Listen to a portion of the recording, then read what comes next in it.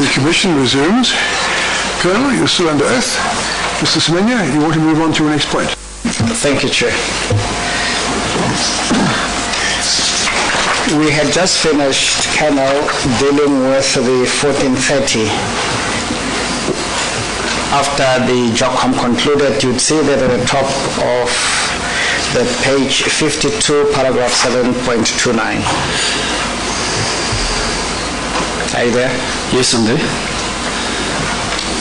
You say there that the members deployed in the field were called back from their sector patrols to be briefed by the respective commanders.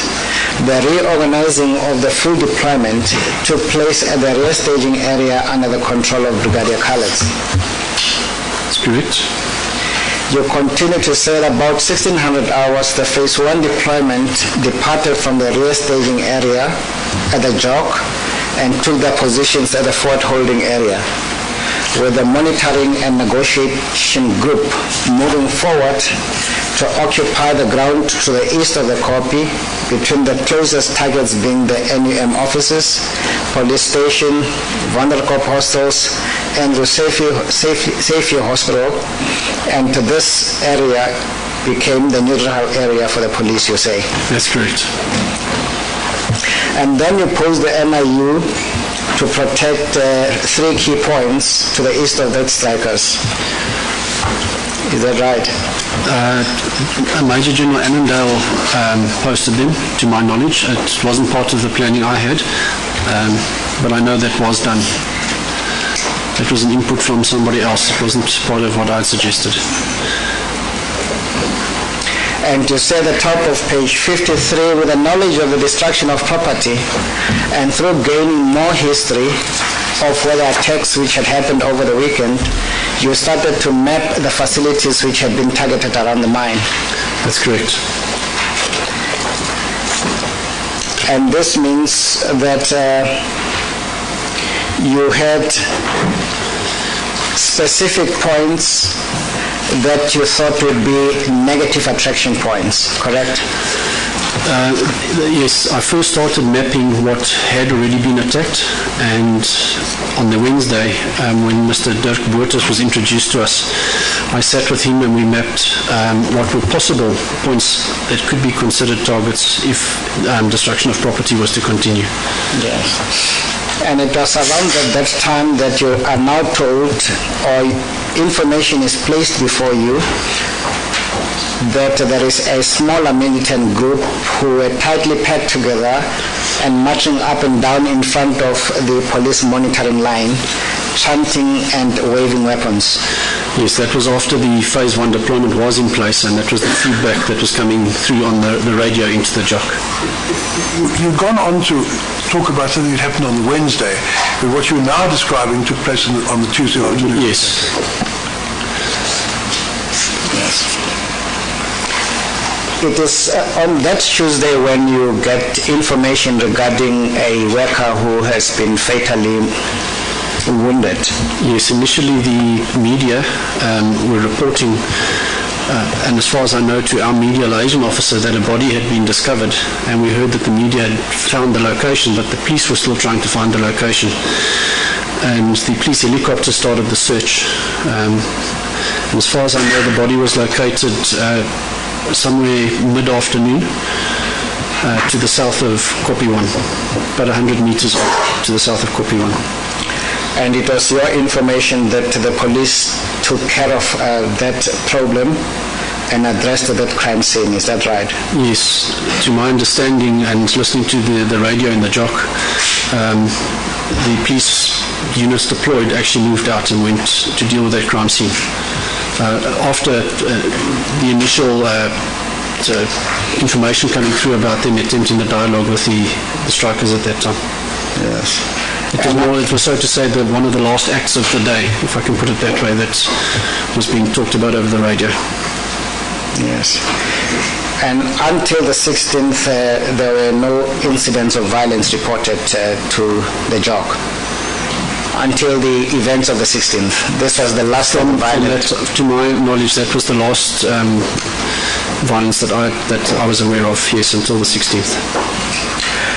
And to deal, of course, with the fact that there was various shifts that were intended to make sure that the entire area is under observation 24/7.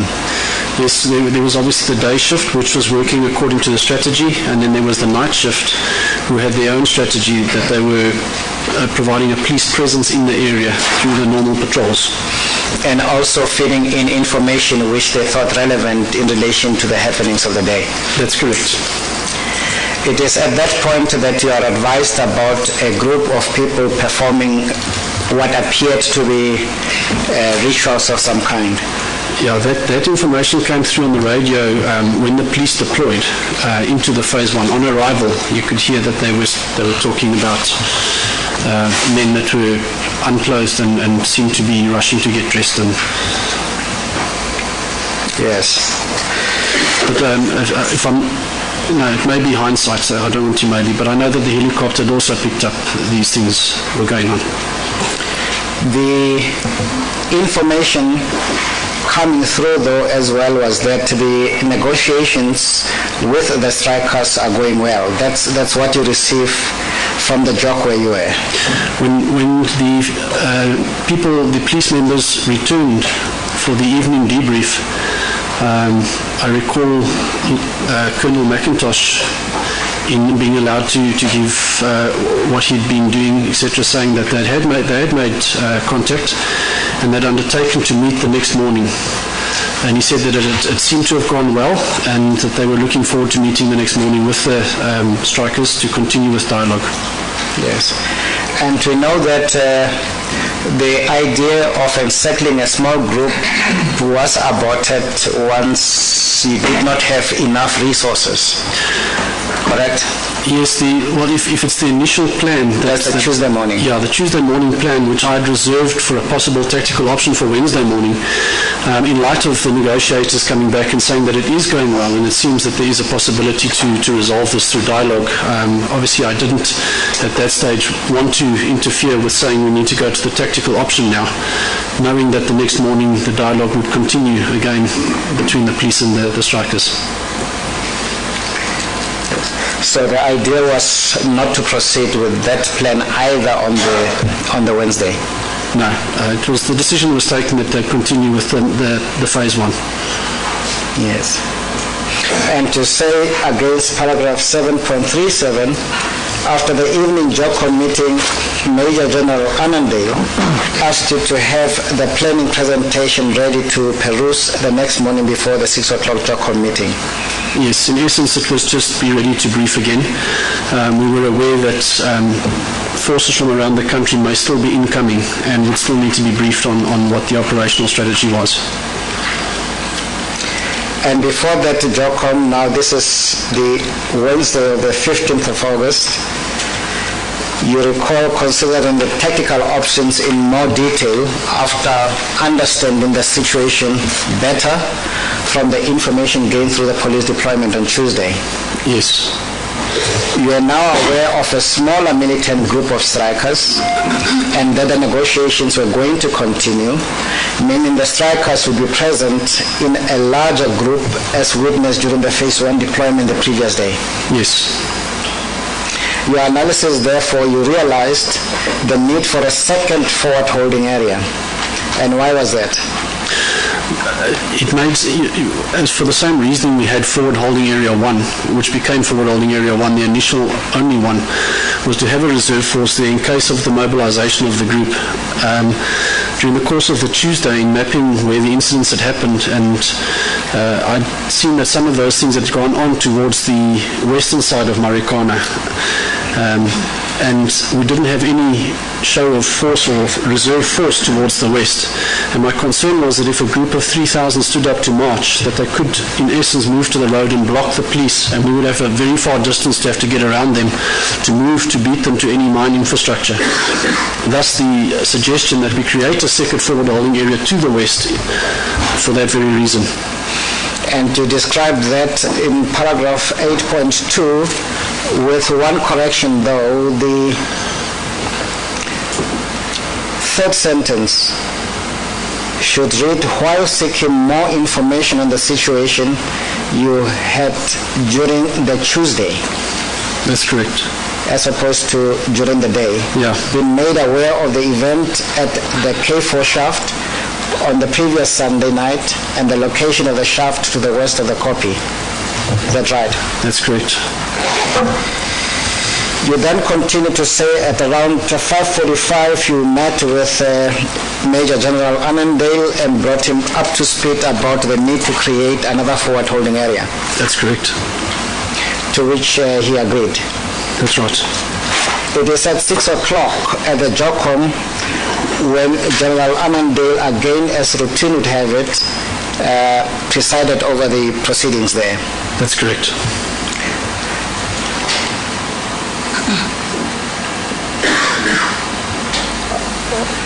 Okay. And you say that you remember being present in those meetings, various disciplines. There will be the Major Generals Mpembe, Naidu, Brigadier Khalid and Pretorius from the Northwest, Visible Policing Cluster Commander, Crime Intelligence Detectives, Police Negotiators, POP, various Senior Commanders, TRT Commanders, NIU Commanders, STF Commanders. K9 Commanders, LCRC Commander, Mobile Operations Commander, Mounted Unit Commander, Air Wing, various support commanders for radio technical, finance supply chain management, and other ad hoc support personnel. There are also the SAAF representative, and so too a representative from the Lonmin Mine Security. Yes, I think it's most were present from the beginning of the JOCOM. Certain role players arrived late due to the air wing, for instance, due to only being able to fly once it was light enough to fly. So Colonel Vermaak would come in a little later. The dog unit would have to go and fetch their dogs first, and the mounted unit would have to, for that matter, fetch their horses first. And they had received permission to attend or to arrive a little late. And you say on the morning of Wednesday you did not give the full presentation, starting with the situation, etc. No, it was no longer with the JOCOM running.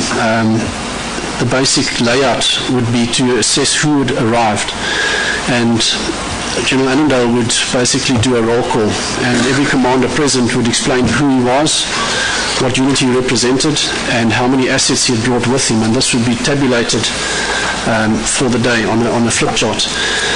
And after that, it would generally move to, has anything happened overnight? What is the intelligence? Is there any intelligence, where the intelligence community was given the opportunity to give their briefing? So many of what I would normally have presented in a plan was now being presented through the role players of the JOC sitting there. And my role became simply that of show the strategy again, phase 1 strategy. So I was limited to just those slides which I was dealing with now. Okay, and as you tell us, Major General Annandale would reflect on what has happened in the past days and bring everybody up to speed. And Lieutenant Colonel McIntosh and Brigadier Khalid spoke to the meeting to provide background on the events of the previous day. Yeah. Brigadier Engelbrecht covered the intelligence threat analysis. Is that right? That's right. And there was feedback from the crime scene of the murdered male, Mr. Twala, which was given by the LCRC representative and the detectives. Correct? That's right. With that update, Major General Annandale requested you to show him the deployment strategy, am I right? That's correct. And then he used the Google Earth map satellite to explain the phase 1 deployment in much more detail. Yeah, I can recall on Wednesday I would still go back to the mission and literally start from the mission, just because I know there were new people there, just to orientate them and then run through the next couple of slides which dealt with the operational concept, going to the Google Maps that they could understand better in that way. But after the operational strategy, that's where it ended. Yes. Yeah, of course, but part of that is also coordinating instructions. And I don't recall what the slide was called, but it was basically the sequence of movement, who would be going to what area as well. And you say with this presentation, the difference was the inclusion now of forward holding area 2. Yes, now it included forward holding area 2. And you say there were senior POP commanders there? Yes, there were 2 new arrivals that I've had dealings with before, so I know them, and I was aware that they had arrived, and one of them was given the command of forward holding area 2. That is now Brigadier Woodman. That's correct. But at this time he was representing the same post as Brigadier Carlitz. He was the Gauteng Head of Operational Response Services. And to point out that the Brigadier, though, Brigadier Woodman was not present on the 16th. No. In there, you also allude to the deployment of Phase 2 to provide more clarity and then briefly cover the rest of the phases in the coordinating instructions. This is so. Obviously now with more time on hand, I had more time to look a little deeper into the actual sequence phases and therefore be able to brief just a little bit better on a Phase 2 in case it was necessary to be implemented. You do tell us that after you explain the operational concept, Major General Annandale assigned the available resources to their respective roles and functions? Yes, I didn't do the actual allocating of roles and functions. Major General Annandale? Yes, I just simply spoke to the units and where they would go, but the locating of the personnel to the positions and so on was done through General Annandale. And what do you say in paragraph 812 relevant to Lieutenant Colonel Merafe? I know when the JOCOM, as it was at all the JOCOMs, General Annandale would give the opportunity and literally go by pointing out of each person to any input or any objections, etc. Colonel Merafe raised an objection that he was unsure of what he was to brief his members on. And General Annandale cleared that. He said, well, at this stage there is, because a POP's commander, in essence, would want to know which one of the tactical options is he to prepare his people for a reply. And General Annandale put him at peace with, we're on a standby at this stage. It's monitoring and negotiation. So you need to just be in a standby at this stage, and if necessary, and if we do escalate at any stage, you will be informed thereafter. So there were opportunities for commanders to interrogate the plan as the briefing went on. Yes, there were. And those of the new arrivals would also be given their call signs, you say? That's correct. All new arrivals that held command positions were allocated a call sign. Regarding communication, you had what on plan in relation to that? Regarding communication, I'd set up the communication and the command and control for that matter on the Tuesday already and briefed it initially as it was, but thereafter the radio technical person from the province was now available at the JOC. So I didn't speak to that any longer. It was now a matter of, there were issues raised about the lack of communication from the forward area on the Tuesday that they were struggling. And obviously the availability of radios was now also sorted out. There was a little radio shack, if one could. It was like a caravan that was established just outside the JOC, and all commanders had to go past there and sign out a radio. So that radio checks could be done when they went to their vehicles before departing from the rear staging area. And that was actually part of the coordinating instructions, was to do radio checks first, ensure everybody had radios per vehicle or per commander before deploying. And at the end of the JOCOM meeting, the commanders returned to their members who had formed the parade there. Yes, there was a parade that was set up during the JOCOM meeting, and they would actually wait, and when the commanders came out, one of the generals, I think it was General Mpembe, I wasn't actually at those, I would remain in the JOC, but I did go out to glance at just the setup and so on, but not attend. We would take the parade and they would do the normal parade as the police would. Then the commanders would take their sections away and brief their sections before Brigadier Carlos would take over to take them to the front. And to say, you recall it being mentioned that morning just after the JOCOM before the main force deployment, that there were cattle moving around to the vicinity of the kopje?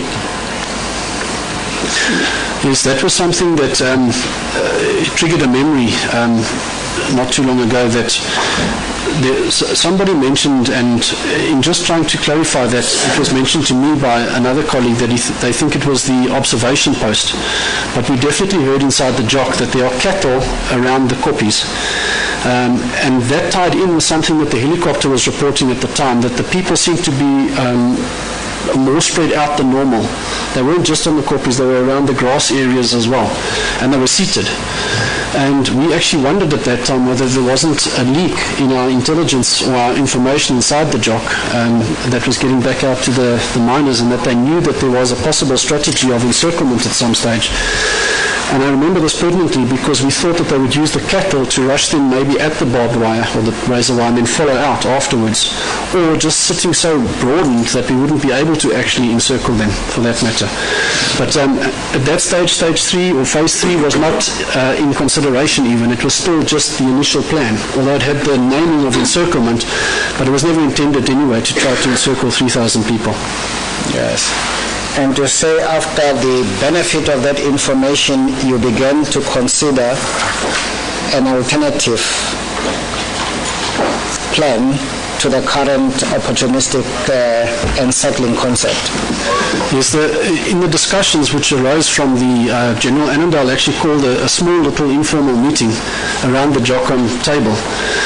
And amongst other things that were raised there, it was said, but if we try to encircle a group of the kopje during daylight hours like this now, it's possible they could simply just stand up and move away, and the police will have encircled in a rock, and they would be standing 400 meters to the side. And then that led to further discussions on the human rights issues with regard to if we did encircle them and they remain put and refuse to come out, they could end up there in the night in the cold. There was no food and water, and the police would have to provide a security presence, and it would become a nightmare. And due to these issues and others, it was decided we need an alternative phase 3 if we're going to deal with a larger grouping that's there. And it was discussed there already that obviously knowing now that there's a smaller, more militant group and others, that we're going to need to look at some strategy where we give the opportunity for those to go that don't want to be part of this if the police goes to a tactical option, which means you give the opportunity, instead of just encircling everybody, we would allow for a dispersion type action, which led to disperse, rather go to smaller disorganized groups to try and encircle those with the police and disarm them. But you say at this stage there was still hope that the dialogue might just resolve the impasse. Yes, there was. At this stage, and even till Thursday morning, I was still optimistic that dialogue was going to win the day. That's why phase 3 was not really discussed any more in depth thereafter, once that basic concept had been seen that what we had in place wasn't going to work and that we did need another one. And again, it was just laid out at a strategic level that we would need to, as I say, disperse first, giving verbal, and those that don't want to be part of it would leave, to the smaller disorganized groups to approach only those. And when you considered how to now plan to disarm the strikers who had dangerous weapons, you then want to introduce in the plan a filtering process that you deal with at paragraph 8.17. 8.17. Yes, that's what I was speaking about. That's, in essence, it's not trying to take a tactical option against a full group of 3,000. Because as I said, after the Tuesday when the police arrived and we could see that there was a more militant grouping and that there were the others, it's not to say that we didn't consider any tactical option had to be planned for whoever was there. But one has to consider that the first part of a tactical option is a warning. And in warning, you're already allowing those that don't want to be part of a police response toward them to leave. And that was kind of the filtering that I'm speaking about there, is to give the opportunity before any police action takes place to allow those to go that don't want to be part. And you say you are still wary about this militant smaller group, even in your strategy to deal with a bigger group. I was. One can't hide the incident that happened on Monday, and it was, maybe it's my view, but it became clearer to me, I'm not sure if I'm right or not, but that possibly the group that was on Monday involved with the police in that conflict was the same group that was now showing militant behavior in front of the larger crowd at the Kopi. And with all my rationale up till that point, I knew that this group could pose us a problem if they need to be approached again. After what happened on Monday, we could possibly expect a similar result. So obviously I had to keep that in mind. We'll take a short adjournment at this stage for 5 minutes.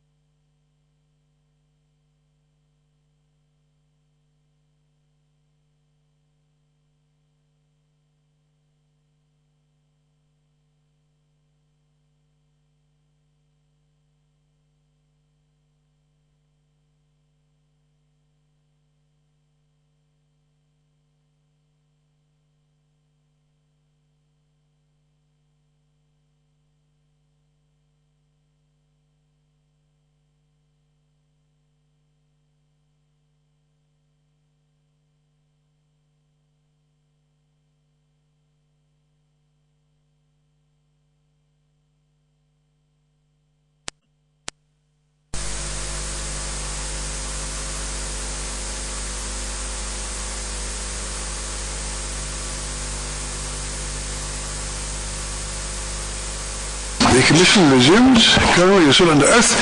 Mr. Semenya, I take it you want to now move on to your next point. Thank you, Chair. And Colonel, according to plan, the consideration was that once the strikers who rejected the verbal instruction to disperse were physically dispersed by the POB members, the belligerent ones would be disorganized and the police would be able to identify smaller manageable groups to disarm and arrest the persons who would be having the dangerous weapons. This was the ideal scenario. This is what we hoped for, yes. And how were these to be disorganized, as you put it in a statement? Well, The belligerent group. the belligerent group, or for that matter, whoever did remain, would face a POPs dispersion action. With the force continuum, verbally being warned, and obviously starting then, as we see later, with water cannons, and progressively with the POPs moving closer towards them. And you say this prompted Major General Annandale to engage in a discussion on phase 3 with the other JOCOM role players being present there. Yes, I can't recall.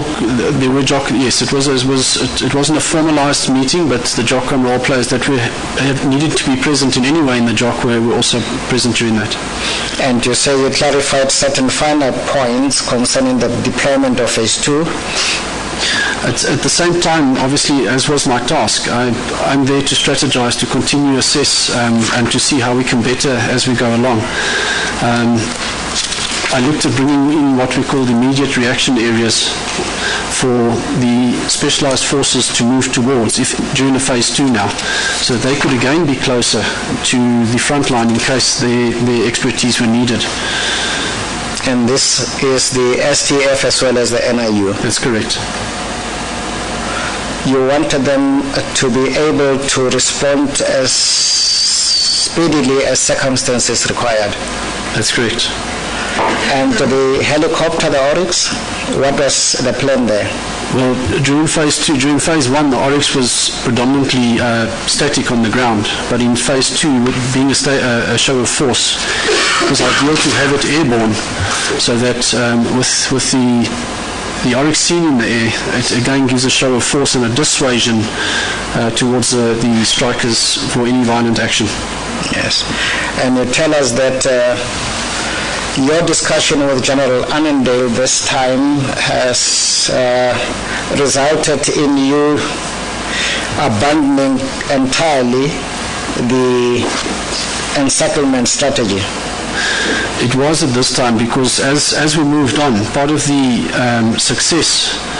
key points for success for the early morning encirclement was the element of surprise. And as the police were deploying longer and being there on more consecutive days, so the element of surprise was obviously diminishing because they were aware of by this time of what assets we had. And it dawned on you that the strategy might be frustrated by various conduct of the protesters and the strikers. Again, as I mentioned earlier, that the fact that they were sitting wider, etc., made us wonder whether we didn't have a leak of our own information and strategies from the JOC toward them, and we thought that possibly they'd reasoned or found out that we had envisioned an encirclement. Yes, and to say for good reasons, that strategy could only be feasible, that is of encircling the people at the copy for an early morning deployment only, and not for a group as large as they were around the 3,000 mark. That's correct. We were also, I recall it at one of the JOCOM meetings, it's either the Wednesday or it could have been mentioned, yeah, I think it was the Wednesday, that there was, in any case, insufficient razor wire at that time. And I do know that the London Mine representative offered to assist, but I wasn't party to any of those discussions. Okay. Then an alternative suggestion was considered, namely to use a POP action to disperse the strikers into smaller, disorganized groups. How was this to happen? Again, it was to well, the detail of that was discussed on the Thursday, but it was just envisioned that we would close off the police area, the neutral area, and make it a safe area, so that any action would not result in people fleeing in all directions and coming between the police lines and possibly where the media were, or if we had chosen to move any of the emergency services into the now safe area or neutral area to become a safe area. So closing it off with razor wire, although it was envisioned as well not just to close it off for the police. It was also envisioned initially to close it off to prevent any movement into the Nkaneng settlement for various reasons there as well. The police having to move in between the shacks was not ideal, with belligerent militant strikers now utilizing innocent people inside there as collateral, or it just becomes more difficult for the police to have to operate in those circumstances. And we were also worried about groups like this moving into those settlements with the knowledge of what happens with xenophobia, and if there were any spaza shops and the like, that possibly the actions of the police could cause emotions to rise, and anybody that was not part of the striking group could become targeted, as was knowledgeable now from the Monday with seemingly somebody that had been attacked going through one of those settlements. And as I say again, these spaza shops, etc., becoming targeted by emotional or angry strikers because of police action. And this made the settlement a negative attraction area, did it not? Yes, it did. And it was also considered to tell us that the strikers could scatter in that area and would make the police operation very complicated, both for the residents as well as for the police. It's one of the public order policing in their tactical options is very structured, working in sections and so on. And the moment you start moving between informal settlements like that, where the roads, etc., the infrastructure is not as prominent as you would find in a normal urbanized area, it becomes very difficult for them to have to operate in those conditions. Yes. And as you tell us, the dispersal action needed to be away from the police line, which would be protected by the razor wire. That's how the plan had contemplated it to unfold. Is that right? Yes, because if one would want to, those that want to leave after the warning could leave.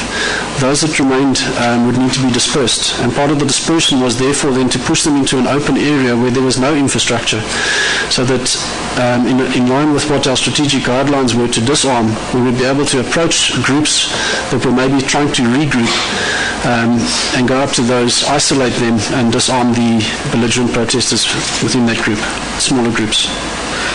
And within the plan was factored how the strikers could move so that they get channeled in a way that does not cause a stampede, etc. That was also considered. Again, that towards the west, it was a large open area, and thus the pop dispersion action was going to be a driving action coming from the north and swinging and pushing towards the west to the open ground. And that driving would also be done sensitive to the property of the mine, strategic property assets of the mine. Well, this is why we also didn't want the protesters going towards the east, because of that would be the closer mine infrastructure that, again, and in reflecting on the same thing, we experienced that on the 16th and that evening, that after the police action, mine infrastructure was targeted. So our analysis or our assessment was correct, that that's what we wanted to prohibit. So what was then considered to constitute a positive attraction point would be to drive the strikers to the west of the Kopi. That's correct. Away from Nkaneng as well as away from the strategic mine assets. That's correct. And if one understands our logic and our thinking at that stage may not have covered all bases, but what we did was that, again, a dispersion starts with a verbal warning, and that those that wanted to leave, we anticipated would leave and would not be part of it. So it's only those that would remain, and we anticipated that the militant group would possibly be those that would be remaining, would be the ones that we would need to deal with, possibly with others that it's maybe in support of them. Although Phase 3 was not discussed in detail, the plan envisaged to arrest perpetrators who refuse to disarm by dispersing them into smaller groups, isolating individuals or group and disarming them. That's correct. That was the strategy. And the dispersion strategy would enable the police to deal with more manageable disorganized groups. That was the envisioned end state, yes. And how was the group, I asked earlier, to be disorganized, as you used the word? Well, even if you stand together, it's difficult to do so when you've got a water cannon spraying down on you. It's difficult to remain in a group because people will start scattering.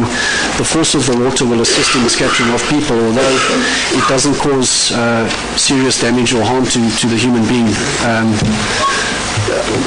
to my knowledge. So with that happening, that was why it was envisioned that the water cannons would play a big role. Yes. And then you again reiterate how the stages would unfold.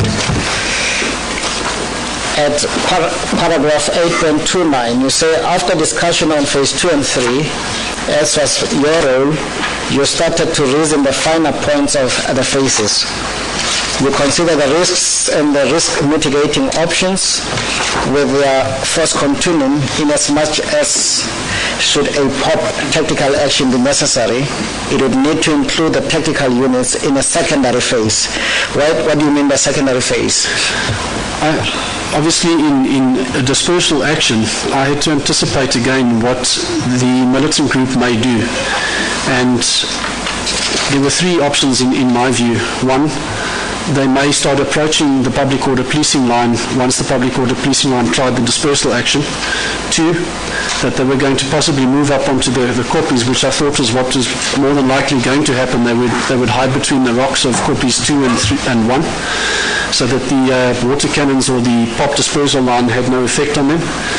And three, that they would be moved to the open areas where they would have been dispersed into smaller groups where hopefully we would be able to deal with them.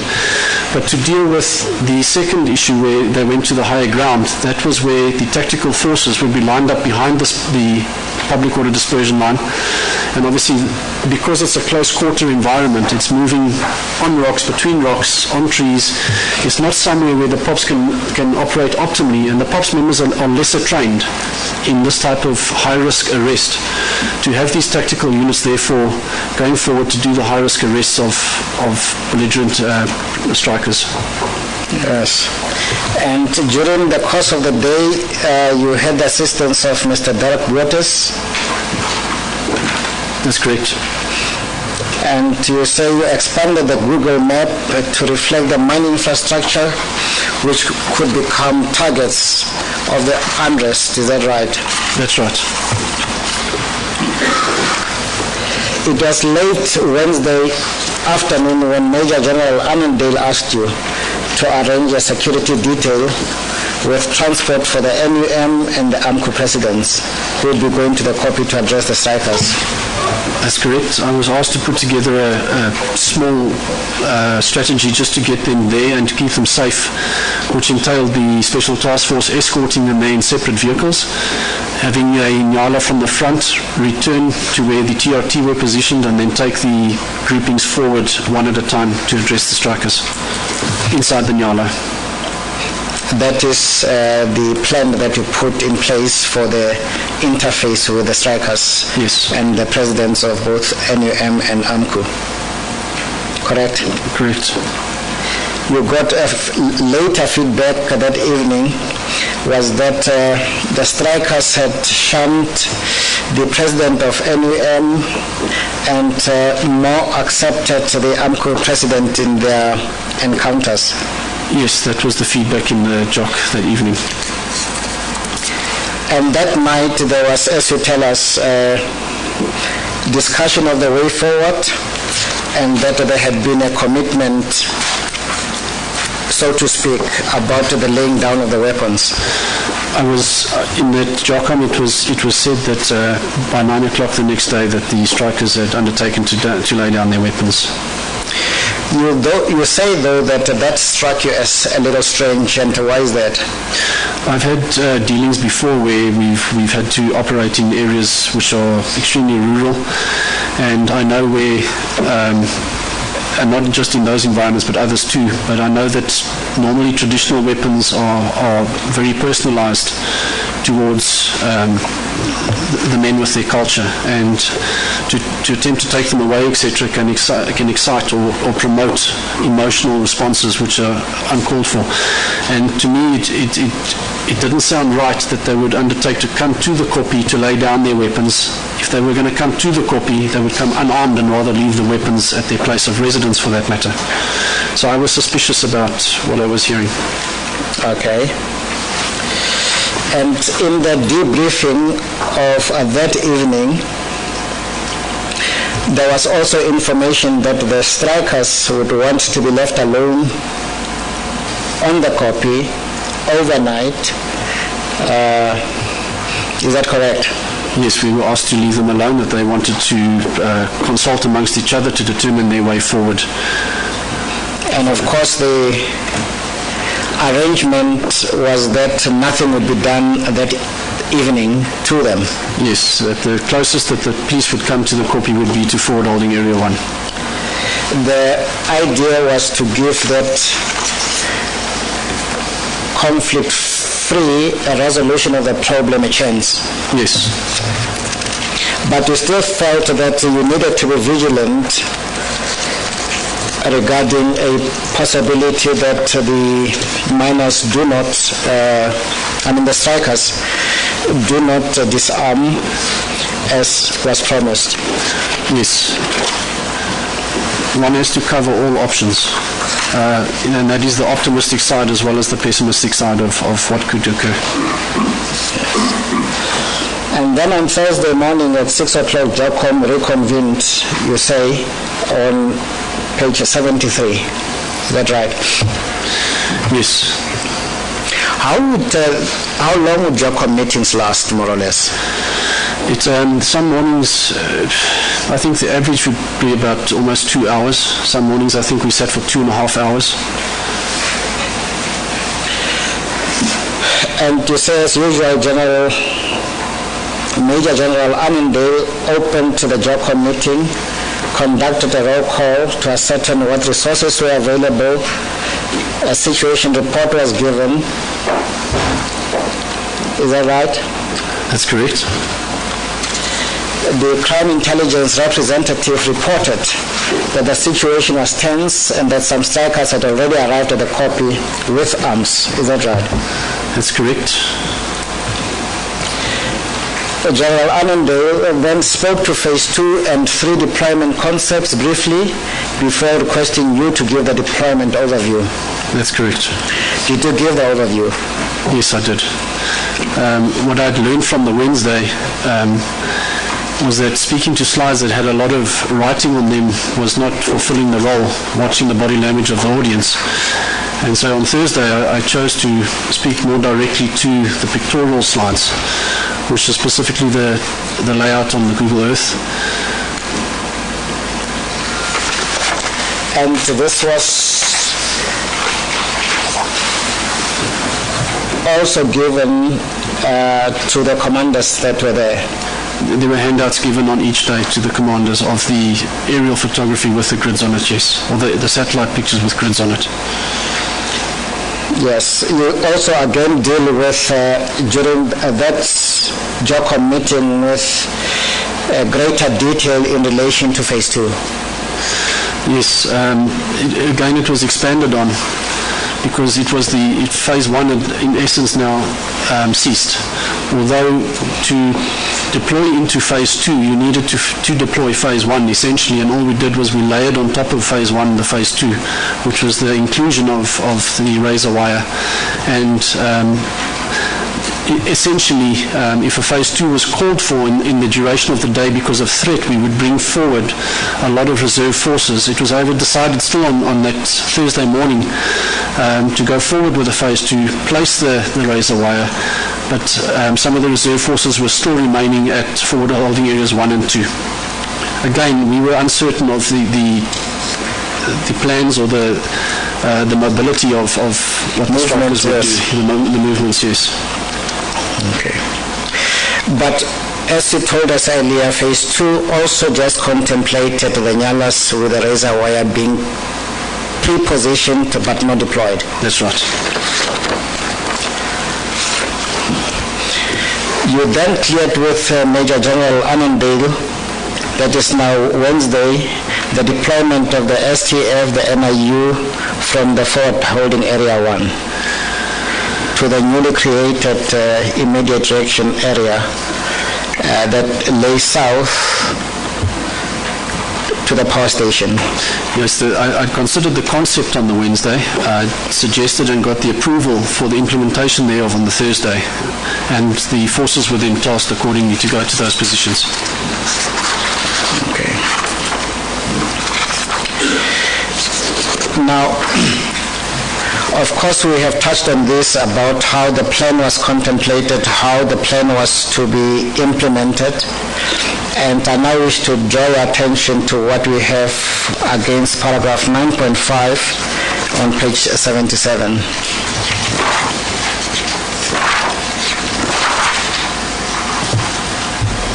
You say after the JOCOM, you assisted Brigadier Fritz and Brigadier Tsilwani, who had been tasked by General Annandale on the Wednesday to start a planning process with regard to Phase 6. That's correct.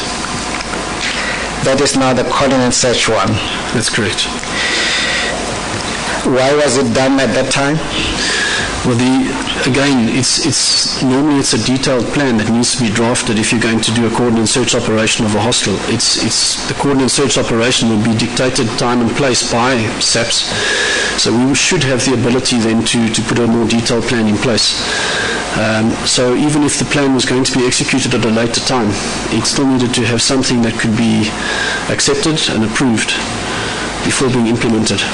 And this, of course, is not as easy as it sounds, because one needs to draw in those with the knowledge from the mine and get the plans of the layouts of the hostels and understand who is staying where, etc. So there's a lot of intelligence and information that needs to go into that planning process as well.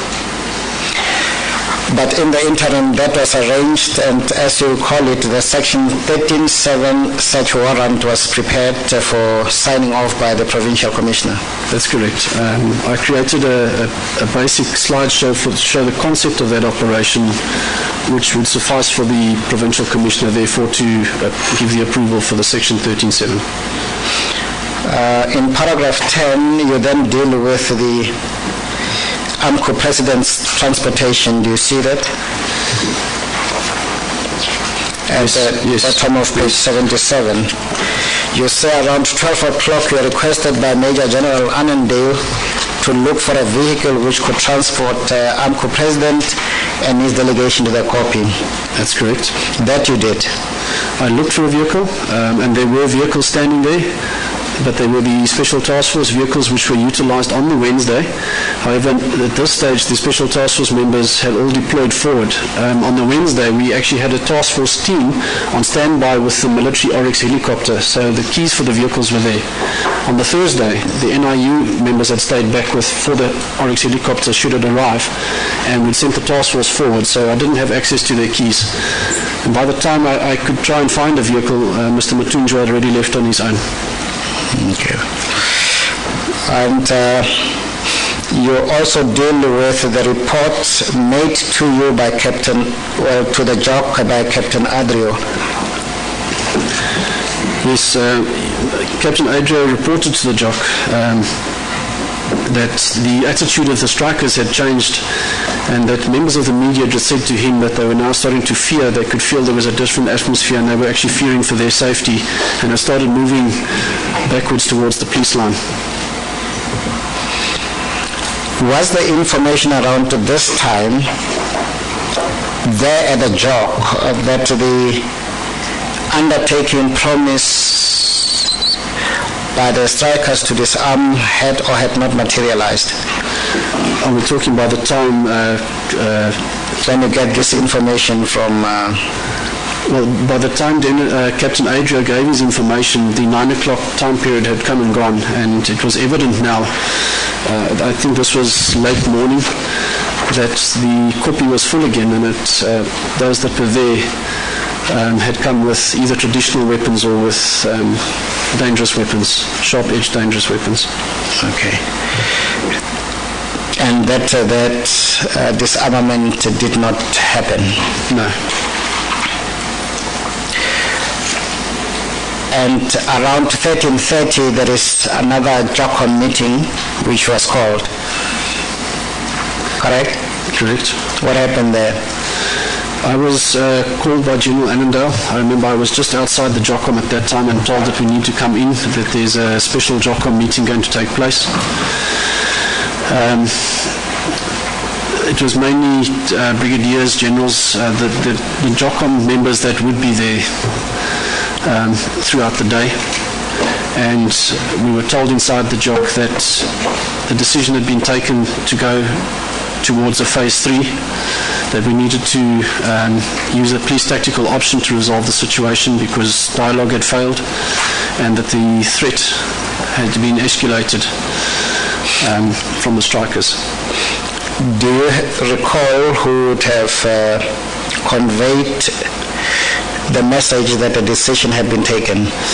I don't. I can only recall General Annandale chaired the meeting. I'm not too certain about the other persons who spoke or who said what, but I knew quite soon after being seated. I'm not sure if it was him or if someone else, but I know we were said we need to go to phase 3, and obviously that triggered me into, you know, a new state of mind because I was really still expecting and hoping for a resolution simply through dialogue. And with that reality in your mind, what did you do? At some stage we were asked how are we going to go about this, and I asked them if I could make the recommendation just to show more in detail what was considered for phase 3, to which I was given the floor, and I explained on a Google map again. It was the Google map that was used for the phase 2 in the morning. I put that up, how I thought it should take place with the POPs dispersion action, etc. Well, starting off obviously with the razor wire being pulled and then the POPs dispersion action, etc. It was asked in the JOCOM at that stage whether that was acceptable. There was no objection to it, and I was asked then to go and brief the forces out at Forward Holding Area 1 that it shouldn't be done over the radio because we were aware that a police radio had been stolen, and somewhere on the Tuesday or the Wednesday there was reports that somebody was using the police radio, which was clearly not police language or radio speech procedures. So to go to Forward Holding Area 1, I think Brigadier Pretorius assisted me there with getting all the commanders to understand they needed to report to Forward Holding Area 1 over the radio. And then I started working on the Google picture, which I displayed as the stage 2, just to move the icons on it to now show better what was meant by the stage 3, because during the course of the morning, one of the Nyala 6 with this razor wire had moved position. So I tried to just realign everything before going out to show the commanders what was going on. And then we left. Brigadier Pretorius and myself. I do remember that after that stage, where I was working on my computer, that General Annandale and a couple of others had started a checklist on a flip chart whiteboard. They were writing down what should be remembered and what needs to be considered before any tactical action gets taken place. But I don't recall, I didn't have input into that. And when I was finished with my fixing up of the Google map, we literally got into a vehicle and went, because time was pressing at that stage. Was it then known when the stage 3 operation would commence? Yes, General Annandale did say he wanted it to commence by 15:30. Yes. And when you arrive at Forward Holding Area 1, that's around 14:30, you say? On my watch, it was exactly 14:30 that we got there. Yes. And how long did that briefing last? It's difficult to say, but it was at least a half an hour, possibly a little more, because I know we reported back to the JOC sometime after 3 o'clock, and the drive to Forward Holding Area is possibly only about 5-7 minutes. And please tell us what you say as the second sentence of paragraph 13.1, page 81. Well, I can recall on the way thinking that I've got very little time and just contemplating how I was going to deliver what I needed to do. And I brought myself back to how we would normally do this, and that was just to follow the smear concept, and that is to tell them the situation. So when all were gathered, I climbed into one of the Mercedes Vito vehicles just to get a little bit of shade so that I could put the computer up, and all the commanders stood around. And I explained to them the situation, which was that we've been told to go to a phase 3, that the threat is elevated and that the resolution through dialogue seems to have failed. And then I went on to just give the basic outline of who had to do what now. And what I had done is, this is where the phases became stages. Because en route there, I was working through my mind how better to carry it over. And I knew I had to break it down into steps for the members.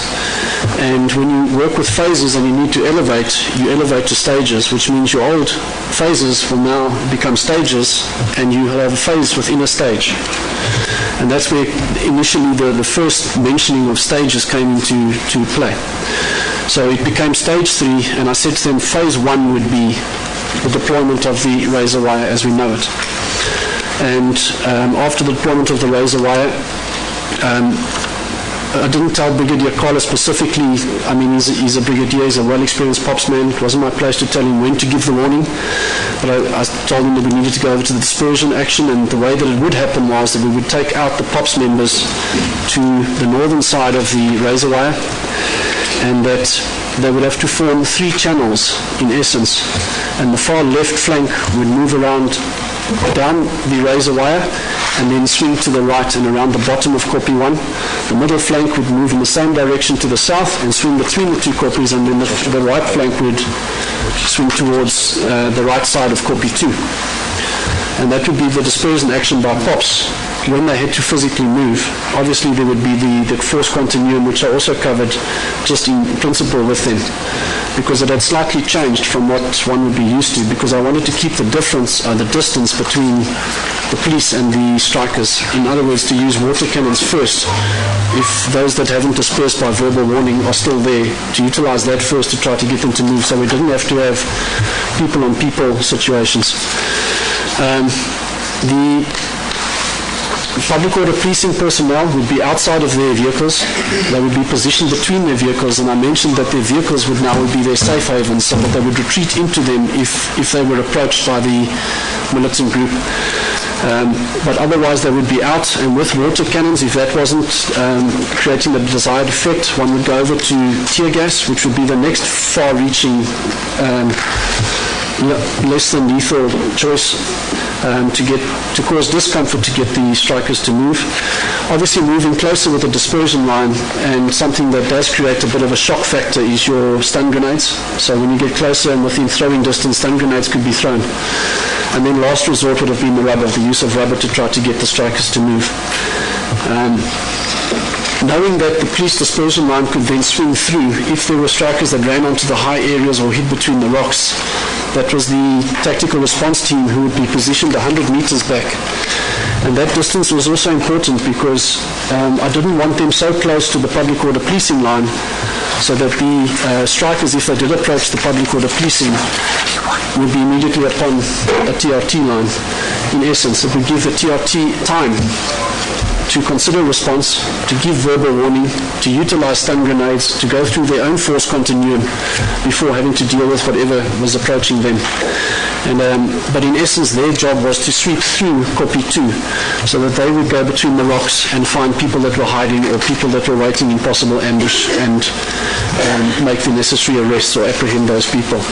Similarly, the Special Task Force and the NIU had the same role, but they would be going to the larger Copy 1, where I mostly anticipated that the belligerent group was going to go to. I thought that they would go there, they would go onto the top of that, where they would be out of reach of public order. And then, as I say, one of the issues I raised there was there's a dry riverbed, and through other operations that I've participated in, we always try to reorganize as quickly as possible after we've done something tactical, because actions become dictated by your opponent, and if he moves left, some of your forces go left. So I created the riverbed as a reorganized line, where SAP's forces had to stop, reorganize their own forces and now assess what the strikers were doing that had been dispersed out into the field. And then from there, the operational commander with other commanders would make judgment calls to say there's a group there, and again go out as a structured smaller operation towards that group to go and encircle and disarm smaller groups like that. But that's in essence where, and I spoke there now to the razor wire being phase 1 of stage 3, the dispersal action being phase 2 of stage 3, and after the the follow-up action of the encircling of smaller disorganized groups and disarming and arresting being phase 3 of stage 3 to them.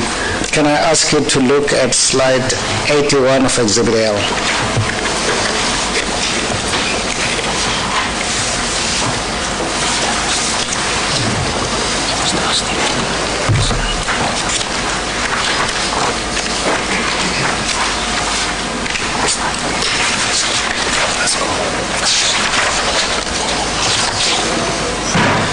Slide 81.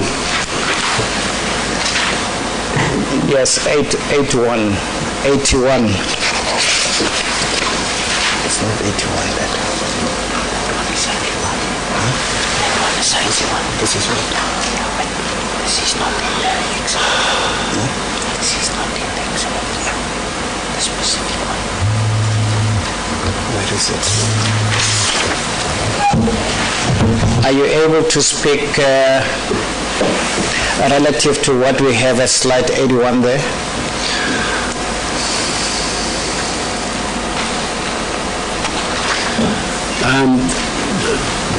This slide was created at Roots, though. This is not the slide that I briefed them on, but for the sake of the Commission to better orientate them to... We say that later when we deal with Exhibit L and the statement of Colonel Fester. I just want us to understand what you had in mind would, in terms of your plan, be the case. If we start at forward holding area 1, those forces that were there initially were to move to immediate reaction area 1. And that was General Naidu, and with him we kept back the K9, the dog handlers, we kept back the mounted unit personnel with him, the emergency services, the medical, the fire, etc. And there was dual planning in essence for dog handlers, for instance. Their primary role was going to be to search the rocks in the areas for possibly hidden firearms that have been put into the crevices or hidden under bushes, etc. And after the whole POPs action that had swept through. K9 was never to be part of the POPs action with their dogs, but they could still be utilized in an environment in a high-risk arrest where we had a standoff with tactical forces and a belligerent protester who didn't want to submit to send... there's other tactics as well, which I don't particularly want to speak to through media exposing it, and they would become null and void thereafter, but it's well known that a K9 or a dog can be utilized to tackle somebody that's posing a threat to of that magnitude. So that was their role. The mounted unit that was going to forward holding area 1 as well would be a group of persons riding horses who would simply maintain the order behind what had been taken by the police on horseback. Also being able to mobilize quickly via horse to certain environments if there were certain acts of violence going on, that the helicopter possibly got diverted elsewhere, that they could get there rapidly with horseback. Again, not to be utilized in the POP action, however. We see to the left is a small settlement which is ringed with a red square. I was concerned about that, and the police assets that were positioned at forward holding area 2 were tasked to go to the environment and to form a filtering line in the direction of where the dispersed strikers may be. For the same reason for Nkandeng settlement, we were worried about that settlement, that highly emotional or angered strikers may end up running through that, for that matter, and causing destruction as they went through. So forward holding area 2's members were positioned to protect that little settlement. And then I'm not necessarily going according to sequence now, I'm just discussing the slide. And then we can obviously see the razor wire, which is shown there in the yellow. It still seems to be on this one still seems to be on the stage 2 line, however. But we can see the blue line of police vehicles, and on this slide I've actually took the time to find out who was where and tried to, as accurate as I could, put in who the proper call sign was with what. There was only one water cannon at the time when I left to brief. When I arrived at forward holding area 2, a second water cannon arrived. And I'd only planned one water cannon into the actual POPs dispersion line, and that was to be in the middle of the group. And when the second one arrived, I didn't know where else to. I thought we would keep it behind in the police safe area so that they could essentially spray from the razor wire line onto the militant group, which is on the other side of the fence, and keep them from trying to break through on the razor wire, because we know that there are weak points between the vehicle itself and the gap that the trailer has got, that people can come flooding through there. So essentially I wanted that water cannon to stay there to spray back anybody that tried to come through those gaps in the razor wire line. And then we've got the orange, which shows the TRT line behind POPs, and then of course the NIU and the Special Task Force line behind that. That's on that slide that we see it there. Chair, would this be convenient time? We just want to put up a slide that... Yes, certainly. We'll take the TJ with us to put it out.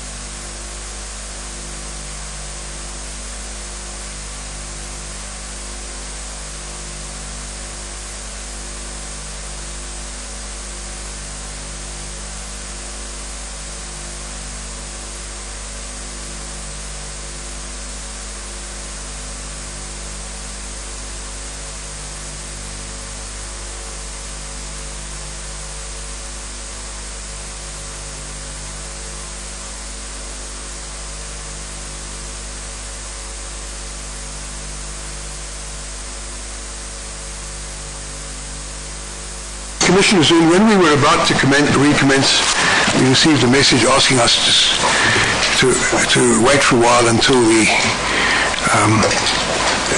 relevant video or slide had been found. I take it, is this now the slide now being exhibited, is this what was being looked for, Mr. Semenya? Did Chair. You're still under oath, Colonel, we have up on the screen there, slide 181. What message does that convey?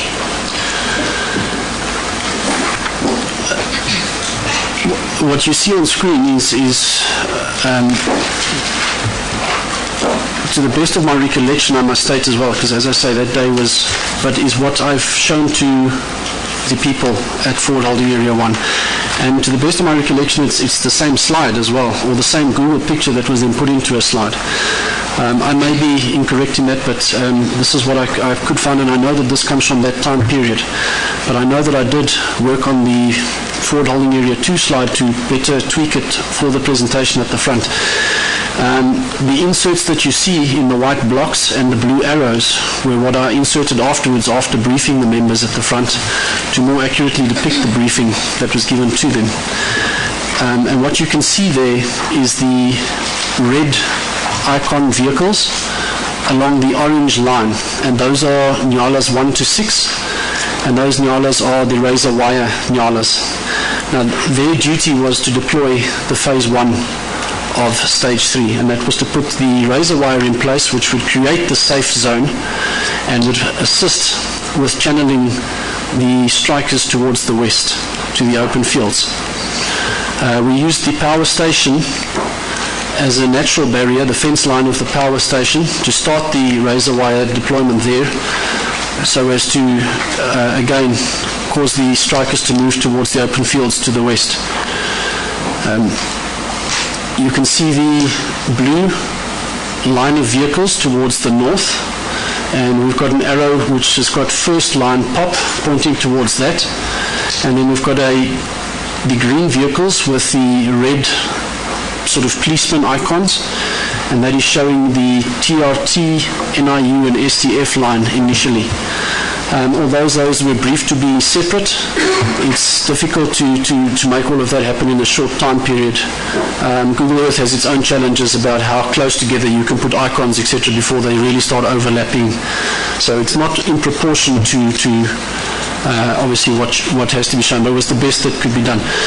And phase 2 was then to regroup and push forward to employ POPS's dispersion strategy, to, in other words, go outside of the safe area, form up in the dispersion strategy with POPS in the front and your TRT and your NIU STF behind, and then to move forward on that after the verbal warnings had expired. And they would swing on as the blue arrows, as you can see them. There was a left, middle and a right flank, and as you can see, the flanks had to push through with that motion in order to get the strikers to move towards the west. Then we've got what's not too visible now. I'm not sure how to show it to you, but there's the small blue arrow, which is on the right flank. The tip of the arrow is almost on a very faint indentation line, which is actually a dry riverbed. And it's on that line that I explained that's where, more or less, where all the arrows are pointing towards. That is where the reorganization, stop and reorganize line would be. Reassess your situation, look at what your opponents have done, and then reorganize and push forward with phase 3, which was then to encircle your smaller disorganized groups, disarm, arrest, and the processing would then start thereafter. Okay. And then you can just see the two icons showing the Forward Holding Area 2 personnel down to the bottom on that side, which I'd moved there as well, to prepare for the informal settlement. Yeah. And if we show slide 229, that would give us more or less an idea of what you say is the indentation of the riverbed. Slide 229. 229, yes.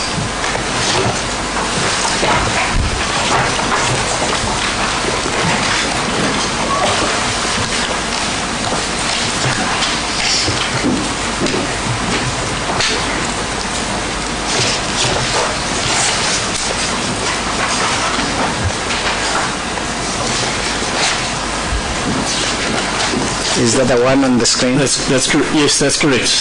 That's maybe a little bit to the left, but you can see just in front of the white vehicles that have stopped there, there's a natural feature in the terrain which causes the armoured vehicles to have to slow down, to come almost, well, it has to come to a halt to negotiate that riverbed. And that was seen as the stop and reorganise line, yes. Yes, you call it that reorganization point. What was to be reorganized there according to plan? Again, after the dispersion has taken place, it's difficult to say what the actions of the strikers would have been. Understanding and hoping that many of them would have moved towards the west, that the public order policing forces that have pushed through to stop at that point would now have the tactical forces behind them clearing copies 2 that we can see there in copy 1. And at that time, the operational commander would then take decisions on how further to continue with the operation, assessing the movements of where the strikers have gone and what they've done. So beginning... He was supposed to, wasn't he? That's the briefing. He was supposed to do that. Yes. That's how the plan contemplated to unfold, is that right? That is how how I contemplated the plan to unfold, yes. Yes. And you articulate that beginning paragraph 13.8, and this is now according to plan. There would have been the warning, correct? 13.8. On page 83, yes. Yes, they would have, yes. And that would be after the deployment of the wire, the warning that is. Yes, it would be given after the deployment of the wire. At what time after? I left that to the commander. And there would be a time by the commander given to the protesters to disperse? Yes, that's standard operating procedure. According to the size of the crowd, etc., there would be a reasonable time given for them to be able to move off. The plan contemplated the majority of the strikers to disperse on their own? Yes. It did also contemplate a small militant group refusing to do so? Yes. And you did in the briefing mention the question about where the pop line should be? Yes. And what should happen to those who take refuge on the higher ground and between the rocks and crevices? That's right. And how those groups were to be disorganized, as you earlier used the term. And in paragraph 13, you continue to give us an account of what you were telling the commanders there. You showed them a geographical feature of the area. That's right. And what that one water cannon would do. That's correct. And what the POP members should do once they are threatened in terms of going into the anyalas if they must. That's right. As their safe havens. And how the TRT would then form behind the POP dispersal group. That's correct. And you explained what was to be the case in relation to forward holding area 2. That's right. You had in mind what the assets were as you described them in paragraph 13.16. Page 88. Yes, that's correct. What the K9s and their role and their responsibilities would be. That's right. And so are the other elements to which we referred earlier. That's right. You also explained the force continuum. That's correct. The rules of engagement. That's right. And you then summarized what the whole briefing is to the entire commanders there. Yes. It was around 15:15 when you then go back to the job, am I right? That's right. And we now try to deal with what you experienced in the job between that time and the events that followed subsequently. Correct? At 15:15, you started updating the slide in the presentation. Is that right? To the best of my recollection, yes. Coming back to reflect what I'd shown better, what I'd just briefed. And the information that we're getting from the radio. Correct? Updating the slide and the information. Paragraph 18, you mentioned the radio communication there. Yeah, I was listening to the radio communications in That's the right, job. in the job. Yes. Yes. And you mentioned the fact that the CCTV monitors of Longman was not giving you quite clear pictures given the distance. No, there was an issue with the sun which was shining into the lenses. It could be seen very vaguely and was also quite a distance off, so I chose not to actually try to watch there because I went and stood next to the radio to listen. And for that you stationed yourself or positioned yourself next to the police radio, base set in the job, and to try and piece together information as it was coming through. Yes. And at paragraph 19 you say after Brigadier Khalid had initiated the operation, some minutes later you heard the intensity increase in the radio communication between Brigadier Khaled's calling from Papa 1. Is that right? Yes, that's correct. And that he was repeatedly calling the water cannons to come forward and engage? Yes. And after the action, which was mainly coordinated by the voice of Brigadier Carlos Vermaak, you started providing situational awareness from the police helicopter as well. That's correct. And that's the information coming from Chopper 1. Yes.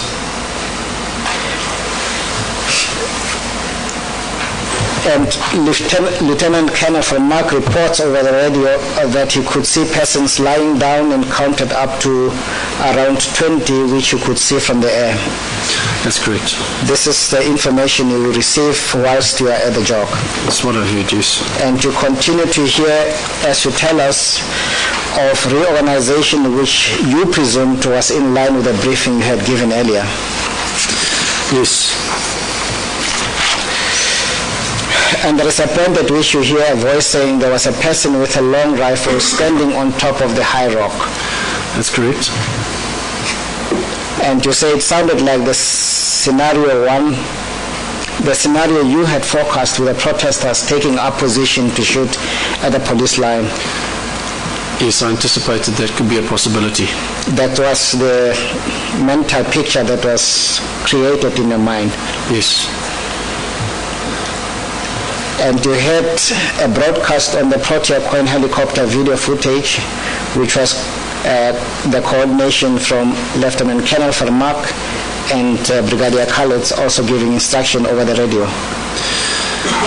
Yes, and I refer to it here because it's similar to what one would hear on that Protea Coin helicopter. What we've heard there is what I was hearing in the jock at the same time.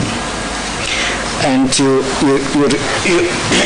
say that there was about 4 minutes where the radio system appeared jammed. Why do you say that? I can remember being frustrated. Sometimes it happens in police communications that somebody pushes their talk button by mistake and maybe sits on a radio or something and nobody can speak. But there was a time period for at least 4 minutes during the operation where you could hear somebody was keying a radio and there was no communication, nobody could talk at all. And then you recall late in the operation hearing Lieutenant Colonel Gaffley calling on the radio and saying ceasefire at least twice, you say. That's correct. Against paragraph 19.8, you say you heard Lieutenant Colonel Vermaak count the amount of persons lying down, as he put it. You did not consider that this may be injured person. You did consider that it may be reference to injured persons from what sounded like a pop action. Is that right? That's correct. But then later you heard about the situation. the shooting incidents. Yes. You did not observe any of those? No, I did not observe it, no. Now, of course, now you are familiar with the evidence so far about what actually transpired there. Correct? Yes. You have heard the evidence that the group of strikers, the militant group of strikers, approached the police line just when the first barbed wire was being unfurled. Yes, this is information that came through later when the commanders came back to the job. That's right. And you have also been exposed to the information subsequently with you being at roots about what transpired. Say that again, I'm sorry. With information later, yes, you now know what is being told happened immediately that happened. Yes. The strikers are said to have approached the police line. I now know that, yes. And you now know the information given to us what is alleged was happening at various stages. Yes. Were those things happening in line with how you had planned the operation as you had been giving it to us now? No.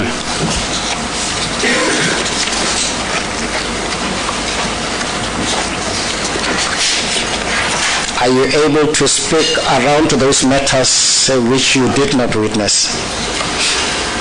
Only through hindsight, which I don't think is right, so no, I wouldn't be able to know. Would you or wouldn't you? Oh, let me pull that off. Can I invite you then to look at the events post the 16th of August?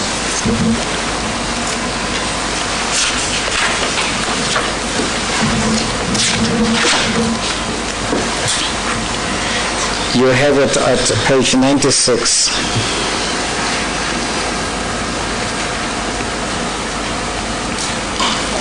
Are you there? I'm there. Okay. There you deal firstly with the information note that was to be prepared for the president. That's correct. You describe the events of the evening of Thursday the 16th, where you assisted in gathering the information and helping to scribe a letter to the president regarding the events. That's correct. To do that, you received inputs from many sources, including Brigadier Pretorius, regarding the history and the stats of the violence, and from Captain Adrio, who was monitoring the media footage. That's correct. And you used other sources of information as well as photographs that were handed in by Lieutenant Colonel Farlam. Yes. And after the standard review and the approval by the National Commissioner, the brief information note was mailed to the Police Communication Center at around 2 a.m. on the Friday now. That's correct. You then also deal with the media presentation that was made by the National Commissioner. That's correct. And to tell us that during the night of the 16th and 17th August, you were tasked by Major General Anande to create a presentation for the National Commissioner to brief the media during the morning of August the 17th. That's correct.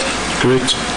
And as you tell us, at about 8 o'clock that Friday morning, you provided a presentation which was comprised of mainly photographs, video clips regarding the events and the build-up to the incident of the 16th.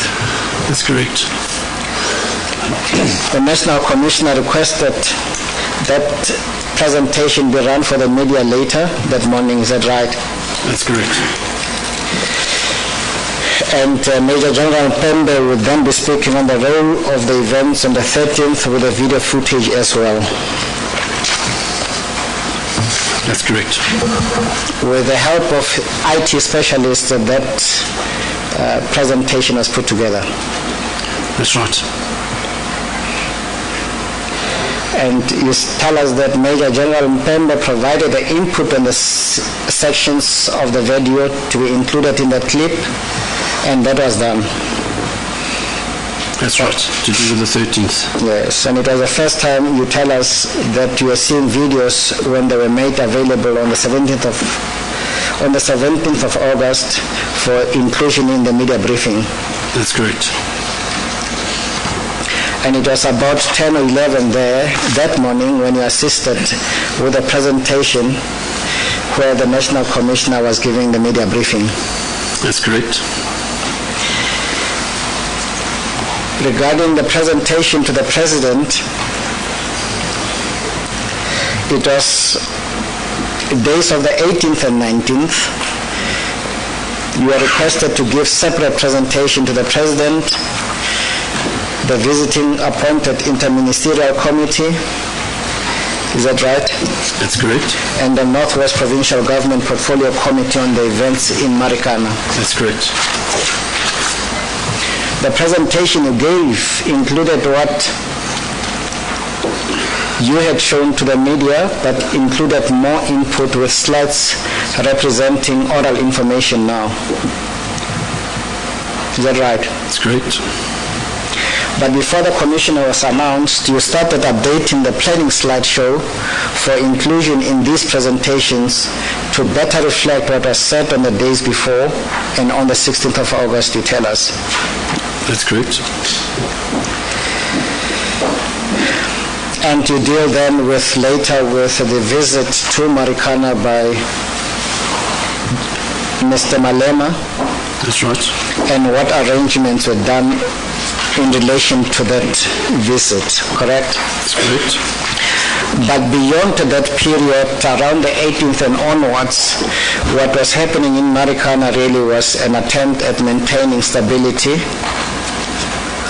and putting police presence there. Correct? Yes. And it was more sector policing strategy and making sure that the situation is kept under control. That's right, visible policing. Yes. You deal with that against paragraph 30 and the activities the week after the Marikana incident.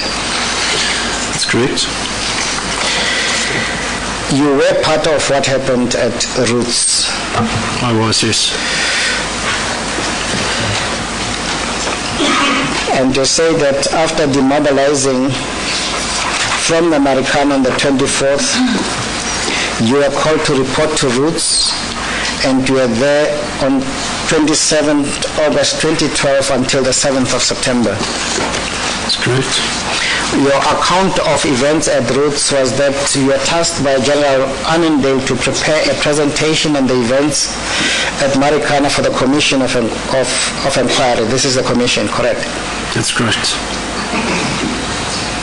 You also recall there were work sessions being about reconstructing the incidents with different commanders and key role players grouped per geographical incident. That's right. And you also say that there were members who were sent to different breakaway areas to compile their version. They would then report back to Colonel Fessa of the Northwest Province for assimilation. That's correct. And you are also assisting in the compilation of that presentation for the commission. Yes. You say you worked in unison with Colonel Fessa, and you assisted him in gathering much of the historic information and consolidating the information from the breakaway groups. That's correct.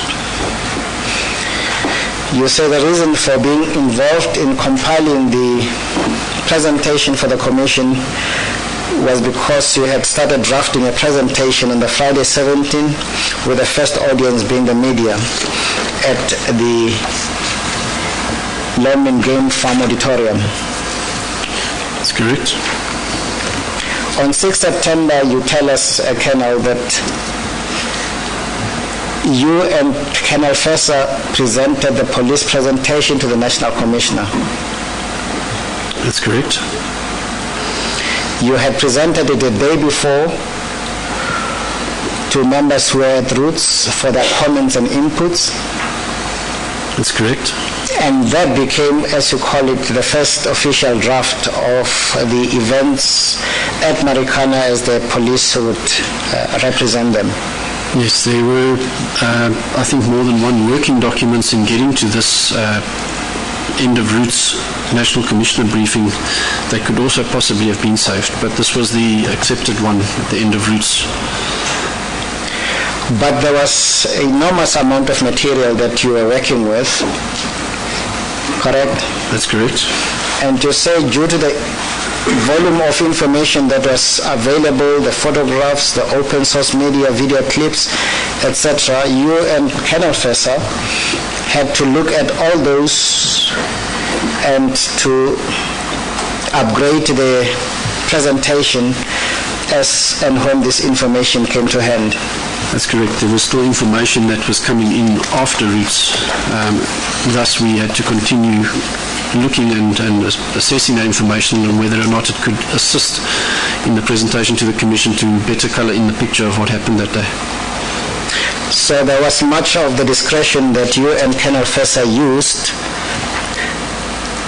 to compile the presentation with a view to best capture what would have transpired. Yes. There is material now given to the Commission, but which was not part of Exhibit L. That's right. But all of that information was kept. The video clips were also kept. Is that correct? That's correct. To this point, you are not aware of any video material that you would have seen that has not been presented to the Commission? I'm not sure of what all has been presented to the Commission. I think there is video material outside of what exists in Exhibit L. No, I'm not talking about Exhibit L. I'm talking the hard drive of the SAPS. Yeah, the hard drive that we have of the SAPS, that was purchased at Roots, and at Roots everything was transferred onto the hard drive at that time. And then thereafter, anything that was again gathered or brought in was then put onto that as well, as far as to my knowledge, although it was not in my control any longer. Whose control was it? It was Colonel Visser and Brigadier Pretorius who made the nodal point, because I'm not from the province and I was initially sent back to unit. So the continuation of the preparation of the presentation initially continued underway without some of my inputs, and later I was brought back in to assist again. And Colonel, it was you who kept on working on the presentation of the SABs even up to the point of the commencement of the Commission, am I correct? Yes. And you describe in paragraph 33 the discrepancies that you noticed in relation to where the weapons were and where those weapons appear different on other photographs. Yes. That's correct. What did you do in relation to that matter? We were at Rustenburg, sitting working at the Commission there, and I noticed two sets of photographs who were of the same bodies, but one had weapons and one didn't, and called Colonel Visser over to come and view it, and we decided we had to go to make this aware to the senior police management of what we had found, which we did. And that was raised, as you say, with the legal team representing the SAPS in this commission. That's right. Of course, we know, and the evidence later about what would have happened in relation to that matter by the Brigadier Munu. That's General Munu. Yes. Yes. Under section 4, you deal with the rationale behind planning and suggestions.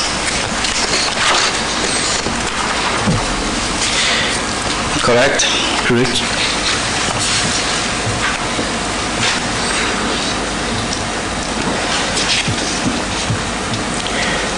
But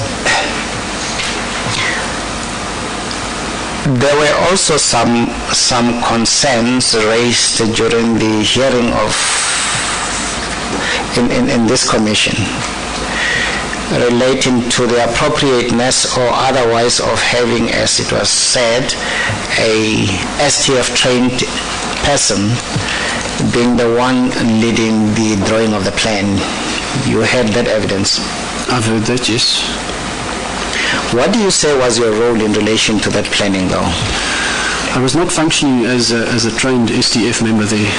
The skills which I've obtained over years in multidisciplinary operations was what was required, as well as being a strategist to analyze situations and then to best apply or to suggest strategies for a way forward to resolve the situation. And this also being important because the role of the tactical units which were brought in essence again, needed somebody that understood their capacity or their capability in order to place them into the correct environments and to correct roles that they would be responsible for. The plan as you conceived it and as it was communicated throughout the various briefings, did it have any use of sharp point ammunition? No, it was the skills of the tactical members. At no time do we plan to use sharp point ammunition. It was the skills of those members to deal with threatening persons in high-risk arrests that was required. And that goes beyond simply the protesters at the Kopi. We're looking towards the arrests made at houses thereafter, etc., on the intelligence-driven information as well. That plan, how much of input was made by persons with public order policing experience? I had Colonel Marafi and two other with me on the Tuesday night, and thereafter in the briefings in the JOCOMs, as I said, General Annandale gave all personnel an opportunity to comment. And realistically... Wasn't Marafi with you on the Monday night, Tuesday morning? Yes. Tuesday night? Sorry, yes. Tuesday early morning. Monday night into Tuesday early morning. That's right, yes. And so in essence... I was not proposing what we would call standard operating procedures. I was simply proposing strategy when I was proposing. That was the weight that I felt it should be dealt with, and with the principles, in essence, that it should be dealt with. What weight in the strategy to resolve the impasse in Marikana was placed on negotiations? It was most of our hope to resolve the situation was placed in the dialogue, to through dialogue bring about resolution. And that's why we had so much emphasis on that, and the degrees that even senior police officers went to bring in outside parties to negotiate, direct negotiations with Lieutenant Colonel McIntosh, strategic negotiations with General Mpembe. It was really attempted to resolve this through the dialogue and not have to go near tactical option, considering what had happened on the Monday.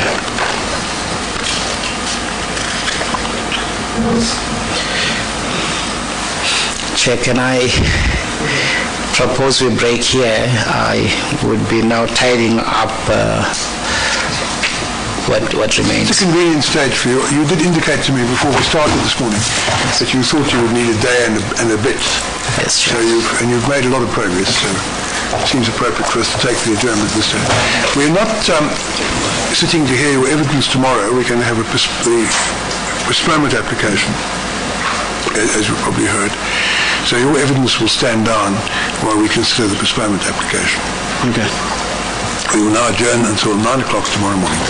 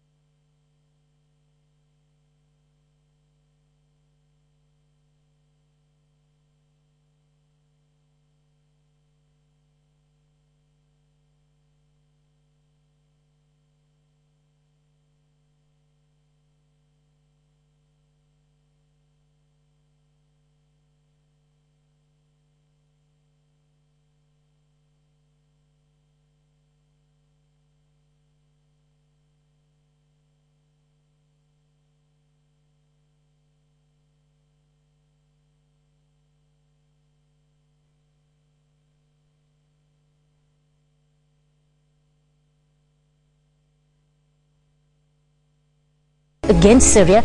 Russia is dead set against such military intervention, while US President Barack Obama is currently pushing for congressional support.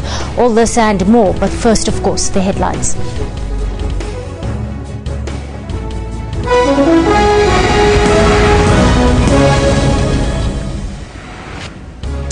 In your headlines at 1600 hours Central Africa, Johannesburg City Power says it could take 2 to 3 days to restore power to all the affected areas. Former President Nelson Mandela, not spared at his home, was one of many plunged into darkness. A large generator was brought in to restore power. Businesses in the affected areas have also had to rely on generator power to trade. Others have had to shut their doors. At the Cresta shopping centre, shoppers and shopped with a number of traffic lights out of action. Meanwhile, City Power workers are continuing with their unprotected labour action. Management is currently addressing workers on the demands. Sharita Meyers, SABC News, Johannesburg. A group of former Tlokwe municipal councillors at Potchefstroom in the northwest are intending to take the IEC to court. This after the Electoral Commission disqualified 6 potential candidates standing as independents. The Commission said did no decisions. The former speaker, that's Nikki Ludwig, will now stand as an independent candidate. The DAs Dirk Coetzee and Francois Duplessis of the ANC also meet at the polls on the 18th of this month. National Deputy Minister for Human Settlements, that's Zokota Fredericks, is in the area to canvass support for the ANC. Wits University has fired a 3rd academic found guilty of sexual harassment. This follows the dismissed academically stabbed by another patient while he was at the psychiatric unit in Bloemfontein. Madonsela says the Ombudsman should establish exactly what happened so the family can find closure. The BRICS group of contribute $100 billion to a fighting fund to steady currency markets.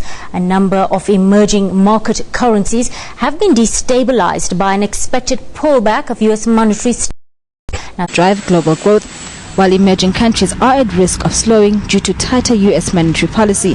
The IMF noted that the Fed may start tapering its stimulus program as early as this month. The Group of 20 is divided over such issues as well as emerging markets turmoil. The Multino Institute for Language and Literacy says the early introduction of grade R in South African schools next year will help to cement a strong foundation.